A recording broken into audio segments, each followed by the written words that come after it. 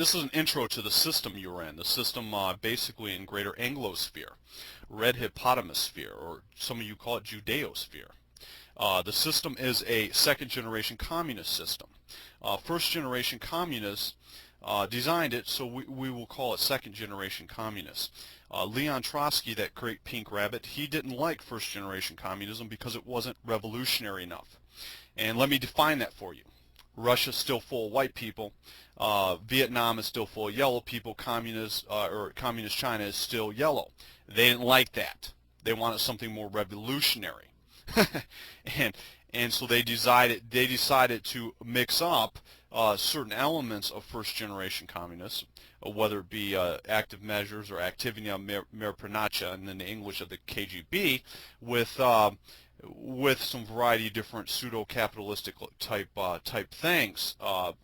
So the social system is second-generation communist, or scientific racism, not scientific materialism. And the economic system is simply a corporate feudal state, or corporate feudalism, a feudal state based on corporate control, large plantations with corporate control. And so we have the thesis, second-generation communism, scientific racism. We have its antithesis, corporate feudal state, with a synthesis. That's globalism. But unless we define it, it all becomes wordism, and our enemies use it against us. They always change their isms, but it's always the same old ism, isn't it? Yes, it doesn't matter what ism they give you, it's the same old ism. Because it's wordism. And that's what they do, this ism and that ism, but it's all the same synthetic BS. And so I'm going to define it for you, and I just did that. First-generation communists, scientific materialism had nothing to do with race, really, but it did. But they didn't go out of their way trying to mix and match everything. Well, Trotsky didn't really like that. They wanted to end all particularism in a society, and so they started mixing and matching, and that's where you got the second generation, or what the conservatives now called social Marxism. Yes, they call social Marxism, but Marx was only interested in economics, so that doesn't make any sense. But you see, they like to define themselves. Well, we don't do that, because you can't really argue with them, because they'll always redefine themselves as another ism. But scientific racism is simply an accompaniment of every single ism you've heard of: multiculturalism, diversity studies, this ism, that ism. It all is the same old stuff. But what they did was they took like Chairman Mao's political correctness, and they brought it into corporate America and all over Anglosphere. And how they did that was through Tavistock. Tavistock is a famous social engineering school. It's a famous school for second-generation commies. And that was probably more dangerous than even the Frankfurt School. Most conservatives know about the Frankfurt School. They know all about cultural Marxism, but it isn't that. You never let your enemy define themselves. You define them for them, because they'll always rearrange it on you. And that's what they do. That's what they're the masters of.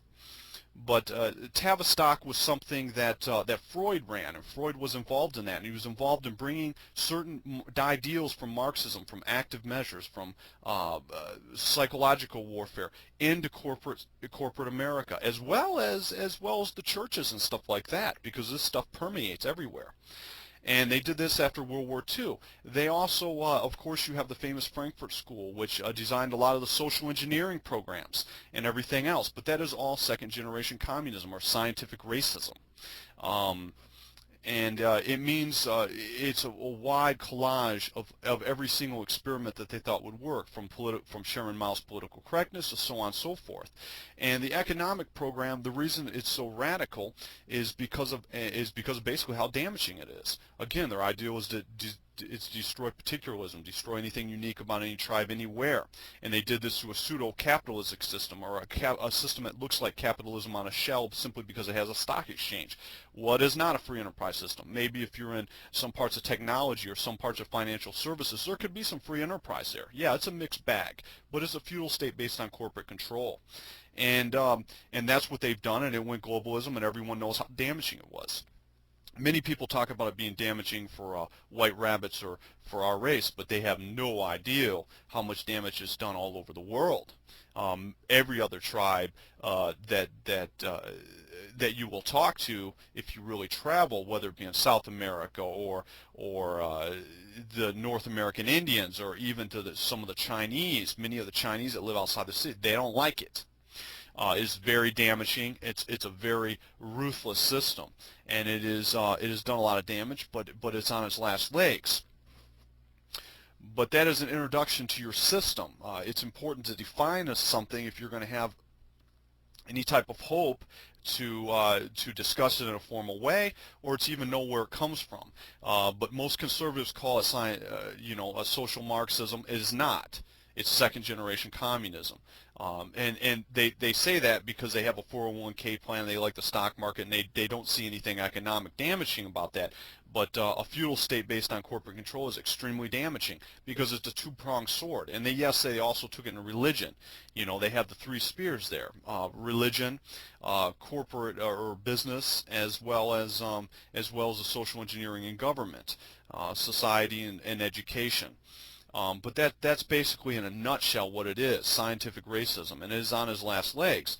And that's why most of the neocons, of course, are come from communist thinking. They are Trotskyites, and Trotsky's one of the ones that came up with this stuff or started designing it, and it was deemed more revolutionary. The neocons, whether it be on the left or the right, will constantly say it's way more and it is. And that's what they're saying. It mixes and matches and destroys particularism. It kills tribes. It changes everything, and so on and so forth. But that's how they think. But it is important to understand that.